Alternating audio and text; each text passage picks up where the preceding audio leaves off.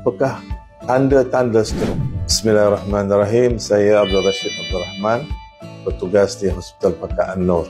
Apakah tanda-tanda stroke? Dalam bahasa mudahnya, kita guna istilah FAST, F-A-S-T, untuk yang mengidap stroke ataupun yang berhadapan dengan orang yang mungkin kena stroke. F itu adalah face ataupun muka. Lihat muka pengidap itu atau melihat muka kita sendiri di depan cermin. Kalau kita senyum dan senyuman itu tidak sekata atau selari, contohnya muka di sebelah ni sengit, dan kemungkinan itu adalah tanda stroke. Keduanya, kita melihat tangan kita ataupun arm.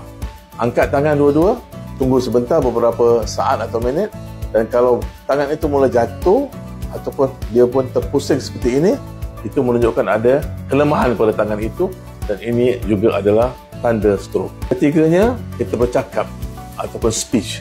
Kalau kita bercakap atau mendengar orang itu bercakap, isi suara itu tidak jelas, itu mungkin adalah tanda yang dia menghadapi stroke. Dan keempatnya, T ataupun time. Apabila ada satu daripada tiga atau dua daripada tiga, kita kena kenal pasti waktu yang tepat berlaku stroke itu. Dan seterusnya, sama ada kita sendiri mengantar ataupun memanggil ambulans. Dan yang pentingnya harus dihantar kepada rumah sakit, bukan kepada klinik. Kerana kalau dihantar dalam masa yang betul, iaitu kurang daripada 6 jam, insya-Allah mungkin dapat dirawat dan penyakit itu boleh dihentikan.